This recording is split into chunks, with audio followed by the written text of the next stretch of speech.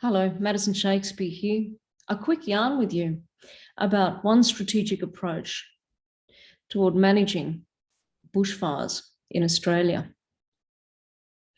Certainly, in an effort toward reducing the possibility of catastrophic hot bushfires, there's incredible value on reflecting on First Peoples of Australia's practices that continue to be relevant and meaningful, some tens of thousands of years after they first started. When looking at moving toward climate custodianship, we all need to find ways to reduce the possibility of these hot burning bushfires. We all know the extent to which catastrophic hot fires have impacted on the lives of Australians in the past decade, and certainly have impacted so substantially on ecosystems of our fauna and also our flora. So, looking at the possibility of reducing foliage, of reducing the fuel that basically ignites and increases the heat of bushfires is something that is a prudent thing to do. We all know that it's recommended that we clear our gutters, we reduce our leaf foliage, we ensure that our properties are rubbish-free and free of dry sticks, built up areas of dense bush that perhaps have died and all that are just really dry.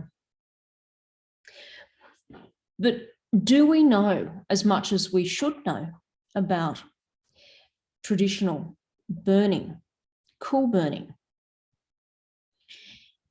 As an enormous amount of wisdom looking at cultural burning, practices that are place-based and specific to the flora and fauna in different areas across Australia. These practices, as I said, that were practiced and continue to be practiced by First Nations peoples of Australia, ensure that we continue to maintain and care for country.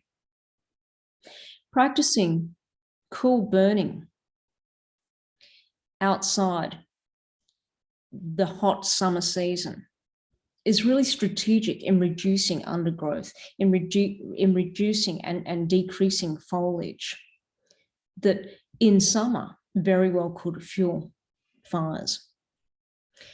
Looking at cultural burning, it's a way of actually promoting the protection of flora and fauna.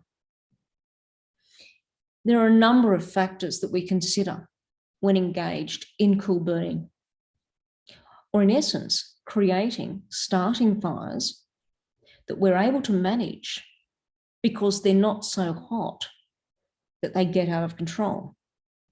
What we saw recently around Australia in terms of the catastrophic fires were fires that was so hot, that had such high thermal energy that we weren't able to control them. So we had to let them naturally burn out.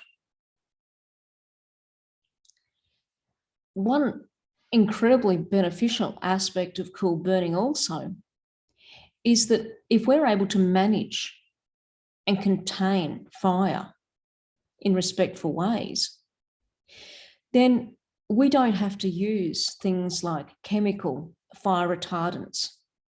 Previously, many of you will know that substances like PFAS foam were used to extinguish fires. We now bear the detriment that arises from the dumping and discarding PFAS foam in waterways, in reservoirs, and on country. We now have situations where we have polluted streams that will never be free of PFAS foam. Whilst PFAS foam has become a substance that is now illegal to use as a fire retardant in Australia,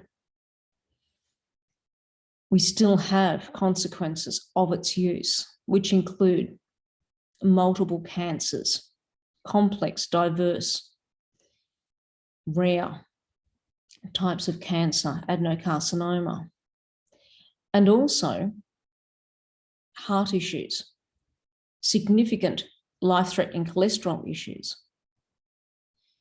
So decades after PFAS foam was discontinued,